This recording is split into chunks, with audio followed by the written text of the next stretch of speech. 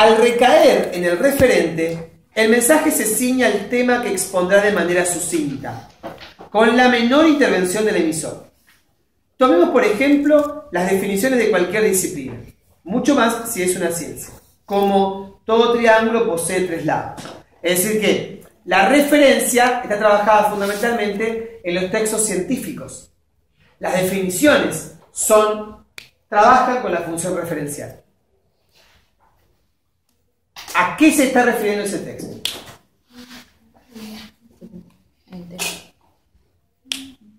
Y ahí lo tenemos claramente, ¿lo ven? Emisor, mensaje, receptor, canal, código, referencia, que es el contexto. Y ahí dice, si bien este modelo ha sido superado por estudios posteriores, como el que llevó adelante la lingüista francesa Catherine Kerbrat-Orekione, lo que yo les había dicho en la década de los 80, el esquema planteado por Ronald Jacobson sigue siendo de enorme utilidad como fundamento para la caracterización de las funciones del lenguaje, así como los estudios sobre ideología y de punto de vista objetivo o subjetivo. ¿Sí? El excesivo antimentalismo propio de las corrientes estructuralistas de la primera parte del siglo XX ha sido cuestionado, puesto que el citado modelo solo toma en cuenta el hecho físico en sí de la lengua, sin incorporar los elementos externos, circunstancia de la enunciación, o los elementos internos que el sujeto al expresarse utiliza, sea por su pertenencia cultural, su edad y otras características propias. Es decir, la crítica que se le hace al circuito de la comunicación de Jacobson es que no toma en cuenta todos los elementos externos. ¿Qué piensa el emisor respecto al receptor? ¿Qué cultura tiene el emisor y el receptor? ¿Sí? ¿Qué ideología tienen cada uno cuando se comunican? Vino que yo digo, bueno, con esta persona yo no puedo hablar, porque pensamos totalmente distinto. ¿Sí? Es decir, Jacobson no tiene en cuenta eso. No está pensando en los elementos contextuales internos y externos del emisor y del receptor.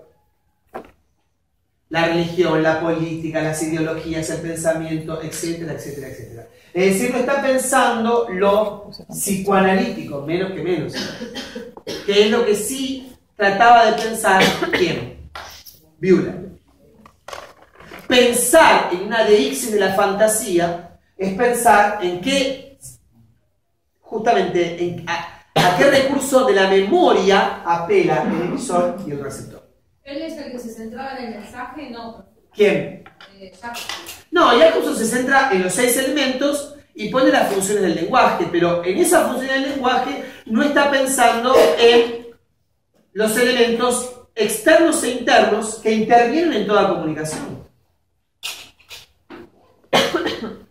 Que sí van a ser muy desarrollados por la lingüista francesa Catherine Orekione. ¿Se entiende?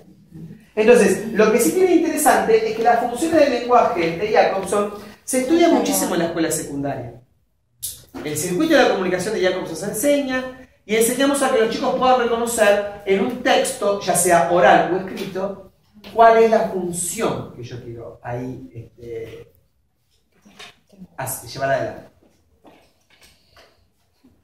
¿Sí? Obvio que un texto puede tener más de una función.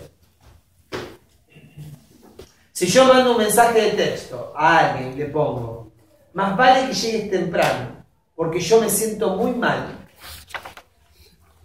y necesito que hagas la comida, ¿cuál es la función que estoy llevando adelante ahí? No digan pelotudeces. A ver, digan la función. La función exacta.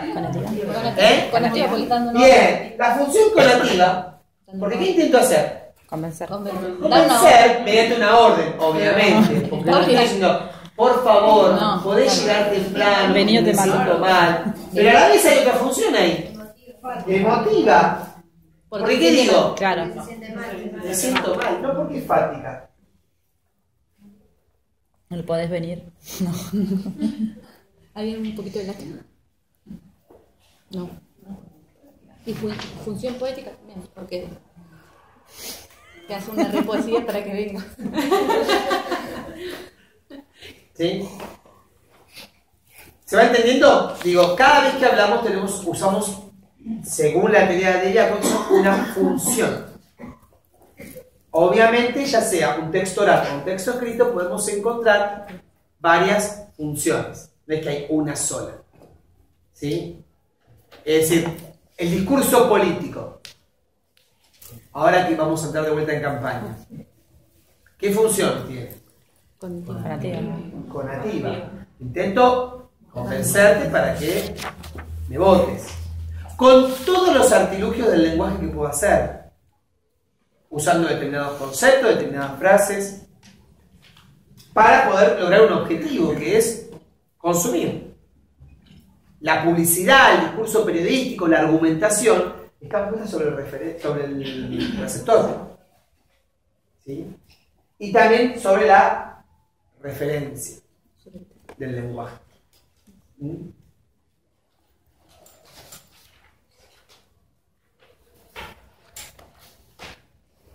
Bien. ¿Alguna pregunta? ¿No? Bien.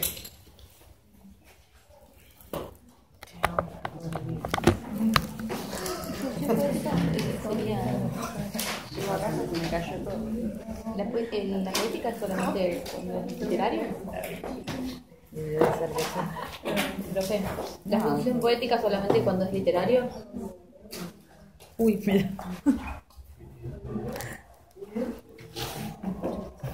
¿La poética es solamente cuando es literario o...? No, porque, a ver, tiene que ver con esta idea de buscar en el lenguaje una belleza.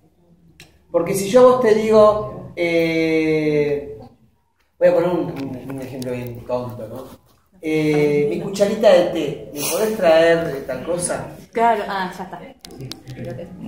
Uso un lenguaje metafórico. Horrible. O cuando uno dice, Horrible, sí, ya está en la otra vida, ya está, partió, un camino largo. Son metáforas que usan un mensaje justamente poético. Cambiar una palabra y ponerle algo. Cucharita de café. La metáfora entra dentro del mensaje poético. Y la metáfora, tenemos metáfora de la vida cotidiana. Cuando uno dice, no me alcanza el tiempo, o cuando uno dice, ¿cómo perdí el tiempo con esta mina o con este tipo? Estoy dando una idea de utilidad al tiempo, pero eso es una metáfora, porque el tiempo como objeto no existe. ¿Sí? La idea de que alguien pierde tiempo, no es que lo va perdiendo, lo va tirando. ¿Se entiende? Es bien en el plano de la metáfora. Bien. Vamos ahora a Harris. Esto es complicado. ¿Sabes un poco? Harris es sucio. Nos queda Martinet y Cosello. Vamos a Harris. Harris fue un gran lingüista norteamericano que lo ubicamos entre 1909 y 1992. Un lingüista de la escuela estructuralista. ¿1992? No. ¿1992? Sí.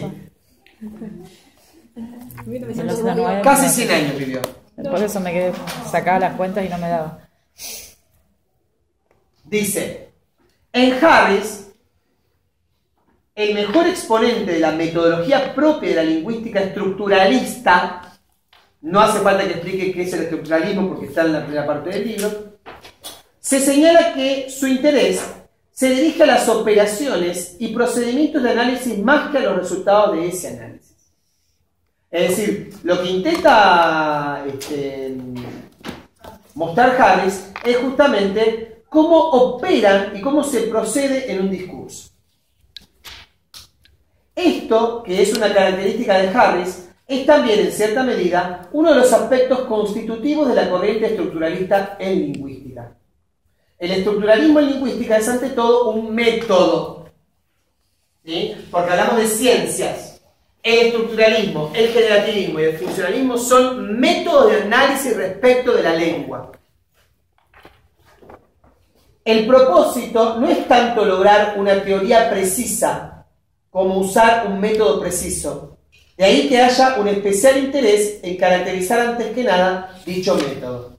Este rasgo de la lingüística estructural brinda a la filosofía de la lingüística un excelente campo para los análisis metodológicos y de fundamentación. Y, por contra, hace más ardua la tarea de identificar estructuras teóricas. Así pues, los componentes teóricos que se encuentran en las propuestas de Harris están a veces expresados en contornos no precisos o solo explícitamente. Ello hará que la tarea de reconstruirlos, de tener éxito, adquiera un valor añadido. Para Harris, la preocupación fundamental del método de análisis del lenguaje es lograr que la lingüística estructural tenga una base científica. Lo que había empezado, ¿quién? Saussure. Darle carácter de ciencia, seguir aplicando teorías y métodos a la lingüística, obviamente desde el punto de vista estructural. ¿Sí? Desde el estructuralismo. Bien.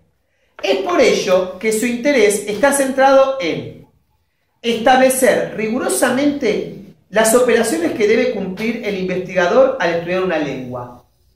¿En qué se debe centrar un lingüista cuando estudia la lengua?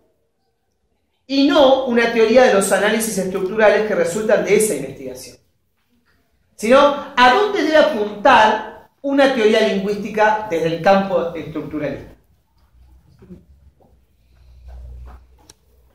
Este método permite identificar los elementos y las combinaciones formales que los relacionan, partiendo de las oposiciones formales, no semánticas, que ellos presentan, lo que da como resultado un número restringido de combinatorias.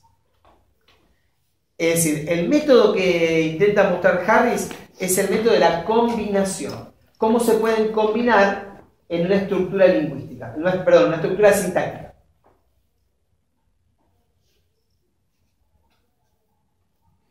Este método, aclara Harris, no permite de todos modos, estudiar todas las lenguas. Obviamente sería muy complicado estudiar las estructuras de todas las lenguas. Las diferencias peculiares de cada lengua impiden que se puedan explicar las mismas estructuras lógicas, es decir, las estructuras sintácticas, dado que sus diferentes formales requieren de estructuras diferentes en cada caso. Sin embargo, la aplicación de un mismo método permite relevar esas diferencias. Bien, vamos a ver cómo analiza él la estructura de una lengua.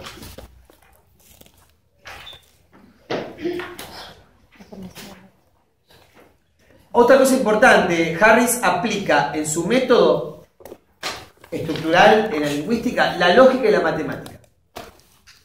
Los métodos que va a aplicar a la teoría que él quiere demostrar en lingüística viene de la mano, mejor dicho, de la lógica y de la matemática.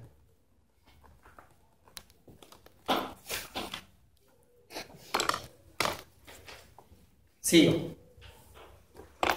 Tanto el lenguaje natural, es decir, cualquier lengua, como los sistemas matemáticos tienen variables que pueden adoptar valores en cierto dominio. ¿La idea de valor de quién es? De Saussure. Tanto la matemática como la lingüística trabajan con valores.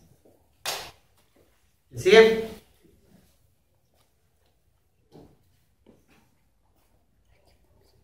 Y secuencias bien formadas de tales variables y constantes como formas de aserción elementales. La gran diferencia es que mientras que en lógica y matemáticas se hace corresponder un cierto conjunto de secuencias bien formadas elementales para todos los valores de sus variables, con los valores verdadero y falso, o con un sistema más complejo de valores, en el lenguaje, cada una de las secuencias bien formadas de n variables está parcialmente ordenada por las n tuplas de valores de sus variables. O podemos decir que el conjunto de n tuplas de valores se aplica al conjunto A de valores de aceptación. No lo han entendido un poco.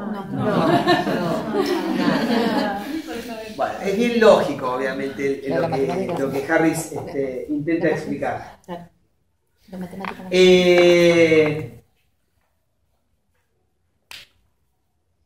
A ver, ¿cómo lo podemos explicar? Voy a seguir diciendo un poquito más y lo terminamos y se lo explico. Es este ordenamiento parcial lo que da sentido a las secuencias, frases elementales y a los valores de las variables, esto es, las palabras individuales de cada clase, en el lenguaje. Mientras que la lógica y la matemática tratan solo con el valor de verdad. Es decir, ahí me paro. Yo puedo decir en matemática que algo es verdadero o algo es falso. ¿Por qué? Sí, pero ¿por qué fundamentalmente? Porque lo puedo demostrar, lo puedo comprobar. ¿Aplicando una qué? Una regla, una fórmula. A es A como X está, ¿no? Digo, toda una fórmula. Tiene un pensamiento bien ordenado y lógico. La lógica es lo mismo. La lógica puede comprobar si un enunciado es verdadero o es falso. ¿Habrán escuchado alguna vez ese enunciado filosófico? Sócrates es hombre, Sócrates es humano, por lo tanto, Sócrates es... No sé si escucharon alguna vez esa lógica ordenada donde uno puede aplicar si eso es verdadero o es falso. En el lenguaje común, justamente, Harris está diciendo lo contrario, es decir, que hay valores, ¿sí? Hay valores en la secuencia, hay valores en las frases, pero esos valores que están en las frases y en las palabras no podemos comprobar fuertemente si son verdaderos o son falsos, ¿sí? En un ordenamiento secuencial, es decir, en un plano sintáctico. La conservación de este ordenamiento parcial, mediante transformaciones lingüísticas, asegura que éstas conservan el sentido de las frases elementales. Es decir, toda frase tiene un sentido. Todo eso tiene un sentido. Claramente. ¿Por qué? Porque las palabras se organizan de tal manera que tienen un sentido. Y a su vez, cada palabra tiene también un sentido. Pero no podemos comprobar si todo eso es verdadero o es falso. ¿Sí? Sigo. Repito. Asegura que éstas conservan el sentido de las frases elementales al margen de cualquier significado que pueda añadir su propio incremento morfémico. Es decir, su propia forma de la lengua. La formulación de una tipología de carácter lógico le permite a Harris, como sostiene en el fragmento anteriormente citado, dejar de lado el significado de las frases o emisiones para centrarse en el carácter formal. ¿Qué hace Harris? Dice, yo no me voy a detener en el sentido de esto. No me interesa. No me interesa saber si esto tiene un sentido. Lo que me interesa saber es si tiene un sentido de forma. Es decir, va a apelar fundamentalmente ¿a qué? A la sintaxis, a la forma de la oración. ¿Sí? Él quiere mostrar la estructura que tiene toda esta oración. ¿Ven? Para centrarse en el carácter formal, es decir, la estructura, en las relaciones sintácticas puras, dejando al margen lo que particulariza el enunciado, ya sea por su construcción morfémica, ya sea por su significación semántica. O sea que Harris deja de lado la semántica y la morfología. Y se va a centrar fundamentalmente ¿en qué? En la sintaxis. Porque lo que quiere mostrar es la forma de un enunciado, no el significado, no el constituyente. Las secuencias bien formadas, por lo tanto, escapan al contenido semántico para sustentarse en la estructura sintáctica formal. Es decir, a ver, si yo digo, la mesa canta, vamos por un ejemplo así, la mesa canta, No importa si es verdad. ¿tiene sentido eso? No, pero a Harris no le interesa eso. Le interesa saber si esa oración está bien ¿qué? Formada. Sí, la mesa, sujeto, canta, predicado. O sea, sintácticamente en el sentido de la forma, está bien formado. No dije mesa la canta. ¿Sí? Es más, canta coincide claramente en número con mesa. No dije la mesa cantan. La coincide con mesa en género y número. Femenino, singular. Es decir, le interesa la forma, no el sentido. Obviamente, uno podría decir que la mesa canta en un sentido poético. No, claro. ¿Sí? Pero no me Como la canción de Mariana Walsh, estamos invitados a tomar el té, la tetera de porcelana, ¿no? En ese sentido poético yo puedo darle justamente el recurso de la personificación. Personifico los elementos. Pero a Harry no le interesa eso, no le interesa cómo se forma lo semántico, le interesa cómo se estructura el lenguaje. ¿Van entendiendo? Ahora sí. Bien, para eso va a aplicar un método de estructuración. Harris desarrolla su clasificación de los elementos y combinatorias del lenguaje partiendo de la emisión. Primero de cómo se dice. Lo primero que dice Harris para mi método es: voy a partir de los enunciados emitidos, dichos. Sigo.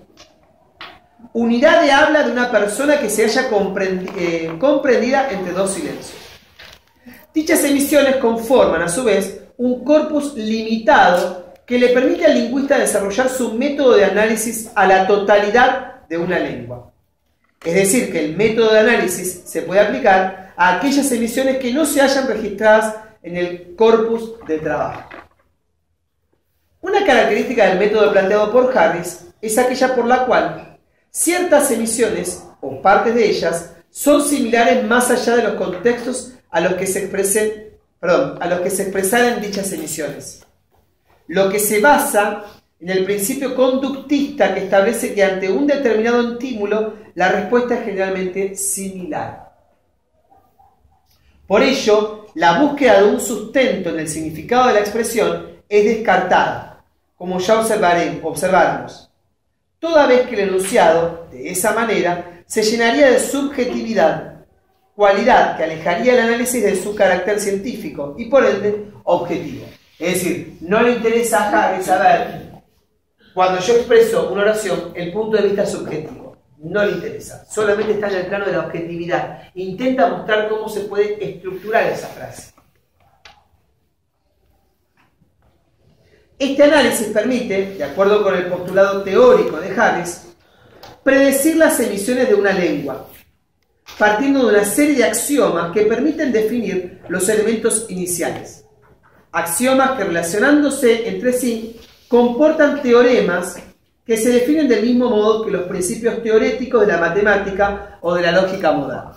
Es decir, él dice, voy a aplicar teoremas, es decir, voy a aplicar fórmulas, igual que en la matemática e igual que en la lógica, ¿a dónde? A la lingüística. ¿A qué? A los enunciados emitidos. Y a partir de ahí puedo decir que tal lengua tiene tales axiomas, que tal lengua tiene tales axiomas. El castellano tiene tales axiomas, el inglés tiene tales axiomas, el alemán tiene tales axiomas. ¿Sí? Porque lo que me interesa es los enunciados concretos que se emiten, no en la idea, los concretos. Consignemos además que para Harris, morfología y sintaxis no se distinguen pues concurren a una misma postulación de fórmulas que se distribuyen en las diferentes emisiones. Por ejemplo, vamos a ver el ejemplo. Juan alimenta a su perro y Juan trae a su hermano. Tienen la misma ¿qué? Estructura. Tienen un sujeto, un verbo y un objeto directo.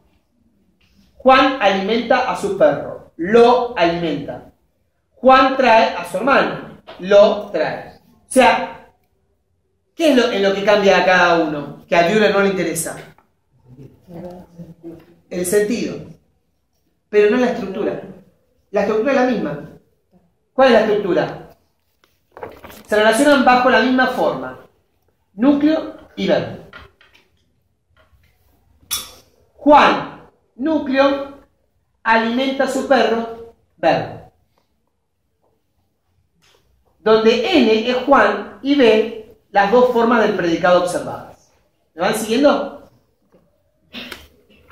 En el caso de que un adjetivo apareciera como elemento integrante de N, por ejemplo, bellas mujeres pasean por la playa, la secuencia es plausible de ser reducida a la fórmula AN, adjetivo y núcleo.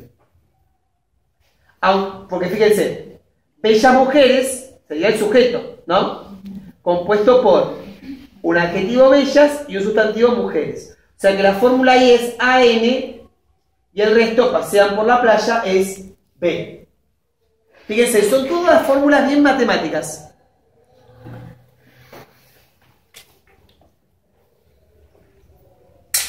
La secuencia es plausible de ser reducida a la fórmula AN, adjetivo y núcleo, aunque esta resulta resumible en la fórmula N, que Harry representa simbólicamente como N2. La determinación de los constituyentes inmediatos puede ir simbolizándose en índices mayores que representen las expansiones a las que están sujetos los elementos. Es decir, partiendo de N, puede ir ampliando cada vez más la estructura. Voy a borrar para ver.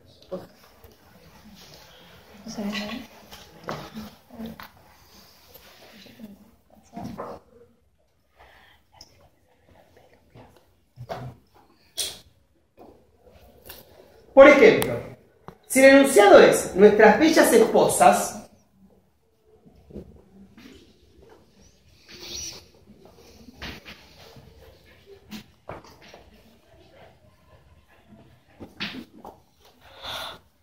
dice, toda la frase es N3. ¿Por qué N3? Porque tiene 3 elementos. Y además porque forma parte de el qué. Yo puedo decir acá que nuestras bellas mujeres ¿qué? Sujeto. ¿Esposas qué? Un verbo. ¿Qué hacen? ¿Qué? Sin miedo. Nuestras bellas esposas están cocinando, ponen. Cocinan, hablan, están tomando el té. Puedo agregarle un verbo, ¿verdad? Entonces, Bühler dice, todo esto es N3. ¿Me van siguiendo? Bien. Si agregamos delicadas, sería. El sustantivo aislado, esposa, es N. Es decir, esposas. Es N. N1. ¿Sí? La relación entre sustantivo y adjetivo, bellas esposas, es N2. ¿Por qué N2? Porque primero es N1. Porque este es el núcleo de todo este N3. Esposas. Porque yo voy a decir, 3 esposas están, no sé, caminando.